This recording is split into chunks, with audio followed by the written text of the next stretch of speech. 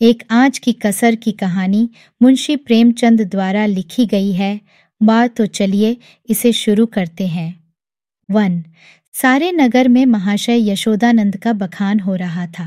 नगर ही में नहीं, समस्त प्रांत में उनकी कीर्ति की जाती थी। समाचार पत्रों में टिप्पणियां हो रही थीं।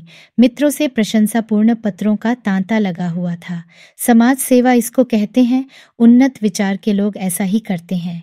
महाशय जी ने शिक्षित समुदाय का मुख उज्ज्वल कर दिया। अब कौन यह कहने का साहस कर सकता है कि हमारे नेता केवल बात के धनी है, काम के धनी नहीं है। महाशय जी चाहते तो अपने पुत्र के लिए उन्हें कम से कम 20,000 रुपये दहेज में मिलते, उस पर खुशामद खाते में। मगर लाला साहब ने सिद्धांत के सामने धन की रत्ती बराबर परवाह न की और अपने पुत्र का विवाह बिना एक पाई दहेज लिए स्वीकार किया। वाह वाह, हिम्मत हो तो ऐसी हो, सिद्धांत प्रेम हो तो ऐसा हो, आदर्श पालन हो तो ऐसा हो। वाह रे सच्चे वीर, अपनी माता के सच्चे सपूत, तूने वह कर दिखाया जो कभी किसी ने किया था। हम बड्ढे गर्व से तेरे सामने मस्तक नवाते हैं। महाशय यशोदानंद के 2 पुत्र थे। बद्धा लड्ढका पढ़ लिख कर फाजिल हो चुका था। उसी का विवाह तय हो रहा था और हम देख चुके हैं, बिना कुछ दहेज लिए। आज का तिलक था। शाहजहांपुर स्वामी दयाल तिलक लेकर आने वाले थे। शहर के गणमान्य सज्जनों को निमंत्रण दे दिए गए थे। वे लोग जमा हो गए थे। महफिल सजी साथ हुई थी। एक प्रवीण सितारिया अपना कौशल दिखाकर लोगों को मुग्ध कर रहा था। दावत को सामान भी तैयार था। मित्रगण यशोदानंद को बधाइयां दे रहे थे। एक महाशय बोले, तुमने तो कमाल कर दिया। दूसरे, कमाल यह कहिए कि झंडे गाड्डा दिए। अब तक जिसे देखा मंच पर व्याख्यान झाद्धते ही देखा। जब काम करने का अवसर आता था तो लोग दुम लगा लेते थे। तीसरे, कैसे कैसे बहाने गढ़े जाते हैं। साहब, हमें तो दहेज से सख्त नफरत है। ये मेरे सिद्धांत के विरुद्ध है, पर क्या करूं क्या, बच्चे की अम्मी जान नहीं मानती। कोई अपने बाप पर फेंकता है, कोई और किसी खर्राट पर। चौथे, अजी कितने तो ऐसे बेहया हैं जो साफ साफ कह देते हैं कि हमने लड़ डचके को शिक्षा दीक्षा में जितना खर्च किया है वह हमें मिलना चाहिए, मानो उन्होंने यह रुपये उन्होंने किसी बैंक में जमा किए थे। 5वें, खूब समझ रहा हूं आप लोग मुझ पर छींटे उठा रहे हैं। इसमें लठ के वालों का ही सारा दोष है या लठ की वालों का भी कुछ है? पहले, लठ की वालों का क्या दोष है सिवा इसके कि वह लठ का बाप है। दूसरे, सारा दोष ईश्वर का जिसने लड्ढचकियां पैदा की। क्यों? 5वें, मैं यह नहीं कहता, न सारा दोष लड्ढचकी वालों का है, न सारा दोष लड्ढके वालों का। दोनों की दोषी है। अगर लड्ढकी वाला कुछ न दे तो उसे यह शिकायत करने का कोई अधिकार नहीं है कि डाल क्यों नहीं लाए, सुंदर जोधे क्यों नहीं लाए, बाजे गाजे पर धूमधाम के साथ क्यों नहीं आए, बताइए। चौथे, हाँ, आपका यह प्रश्न गौर करने लायक है। मेरी समझ में तो ऐसी दशा में लड़के के पिता से यह शिकायत न होनी चाहिए। 5वें, तो यूं कहिए कि दहेज की प्रथा के साथ ही डाल, गहने और जोधों की प्रथा भी त्याज्य है। केवल दहेज को मिटाने का प्रयत्न करना व्यर्थ है। यशोदानंद, यह भी लेम एक्सक्यूज है। मैंने दहेज नहीं लिया है, लेकिन क्या डाल गहने ने ले जाऊंगा? पहले, महाशय, आपकी बात निराली है। आप अपनी गिनती हम दुनिया वालों के साथ क्यों करते हैं? आपका स्थान तो देवताओं के साथ है।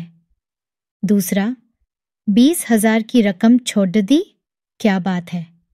यशोदानंद, मेरा तो यह निश्चय है कि हमें सदैव प्रिंसिपल्स पर स्थिर रहना चाहिए। प्रिंसिपल के सामने मनी की कोई वैल्यू नहीं है।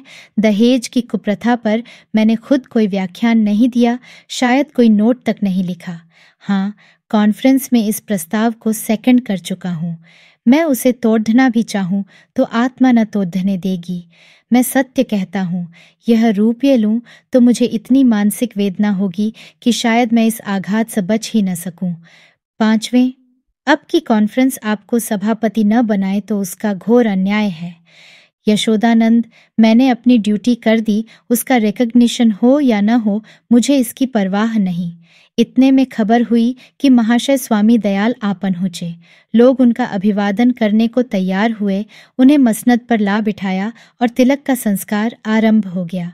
स्वामी दयाल ने एक डाक के पत्तल पर नारियल, सुपारी, चावल, पान आदि वस्तुएं वर के सामने रखीं। ब्राह्मणों ने मंत्र पढ़े, हवन हुआ और वर के माथे पर तिलक लगा दिया गया। तुरंत घर की स्त्रियों ने मंगलाचरण गाना शुरू किया। यहाँ महफिल में महाशय यशोदानंद ने एक चौकी पर खड़ीछे होकर दहेज की कुप्रथा पर व्याख्यान देना शुरू किया।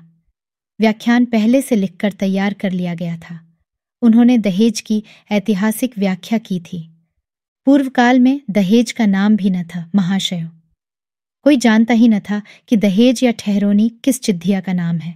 सत्य मानिए, कोई जानता ही न था कि ठहरौनी है क्या चीज, पशु या पक्षी, आसमान में या जमीन में, खाने में या पीने में। बादशाही जमाने में इस प्रथा की बुनियाद पद थी। हमारे युवक सेनाओं में सम्मिलित होने लगे। यह वीर लोग थे, सेनाओं में जाना गर्व समझते थे। माताएं अपने दुलारों को अपने हाथ से शस्त्रों से सजाकर रणक्षेत्र भेजती थीं। इस भौंती युवकों की संख्या कम होने लगी और लड्ढकों का मोल तोल शुरू हुआ। आज यह नौबत आ गई है कि मेरी इस तुच्छ महातुच्छ सेवा पर पत्रों में टिप्पणियां हो रही हैं, मानो मैंने कोई असाधारण काम किया है। मैं कहता हूँ, अगर आप संसार में जीवित रहना चाहते हो तो इस प्रथा का तुरंत अंत कीजिए। एक महाशय ने शंका की, क्या इसका अंत किए बिना हम सब मर जाएंगे? यशोदानंद, अगर ऐसा होता है तो क्या पूछना था, लोगों को दंड मिल जाता और वास्तव में ऐसा होना चाहिए। यह ईश्वर का अत्याचार है कि ऐसे लोभी, धन पर गिरने वाले, बुर्दा फरोश, अपनी संतान का विक्रय करने वाले नराधम जीवित हैं और समाज उनका तिरस्कार नहीं करता, मगर वह सब बुर्द फरोश है इत्यादि। व्याख्यान बहुतद लंबा और हास्य भरा हुआ था। लोगों ने खूब वाह की। अपना वक्तव्य समाप्त करने के बाद उन्होंने अपने छोटे लड्ड के परमानंद को, जिसकी अवस्था 7 वर्ष की थी, मंच पर खड़ा किया। उसे उन्होंने एक छोटा सा व्याख्यान लिखकर दे रखा था। दिखाना चाहते थे कि इस कुल के छोटे बालक भी कितने कुशाग्र बुद्धि हैं। सभा समाजों में बालकों से व्याख्यान दिलाने की प्रथा है ही, किसी को कुतूहल न हुआ। बालक बद्दा सुंदर, होनहार, हंसमुख था। मुस्कुराता हुआ मंच पर आया और एक जेब से कागज निकालकर बड़े गर्व के साथ उच्च स्वर में पढ़ने लगा। प्रिय बंधुवर, नमस्कार। आपके पत्र से विदित होता है कि आपको मुझ पर विश्वास नहीं है। मैं ईश्वर को साक्षी करके धन आपकी सेवा में इतनी गुप्त रीति से पहुंचेगा कि किसी को लेश मात्र भी संदेह न होगा। हाँ, केवल एक जिज्ञासा करने की धृष्टता करता हूँ। इस व्यापार को गुप्त रखने से आपको जो सम्मान और प्रतिष्ठा लाभ होगा और मेरे निकटवर्ती में मेरी जो निंदा की जाएगी, उसके उपलक्ष्य में मेरे साथ क्या रियायत होगी।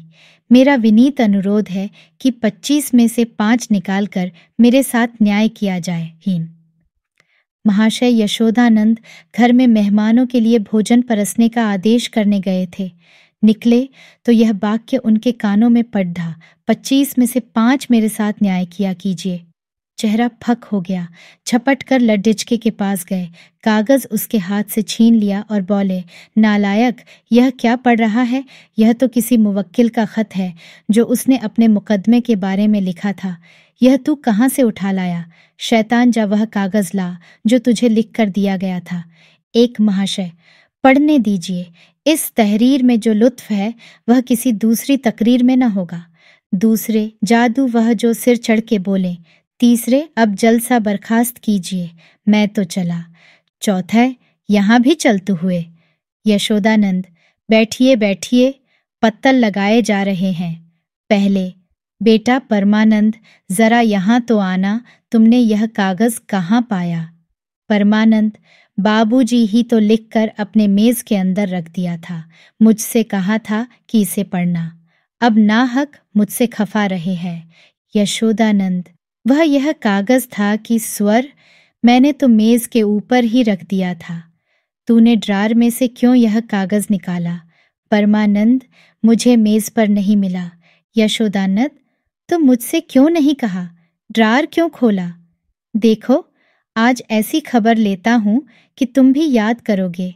पहले, यह आकाशवाणी है। दूसरे, इसको लीडरी कहते हैं कि अपना उल्लू सीधा करो और नेक नाम भी बनो। तीसरे, शर्म आनी चाहिए, यह त्याग से मिलता है, धोखे धद्दी से नहीं। चौथे, मिल तो गया था पर एक आंच की कसर रह गई। पांचवे, ईश्वर पाखंडियों को यों ही दंड देता है। यह कहते हुए लोग उठ खड़े हुए। यशोदानंद समझ गए कि भंडा फूट गया, अब रंग न जमेगा।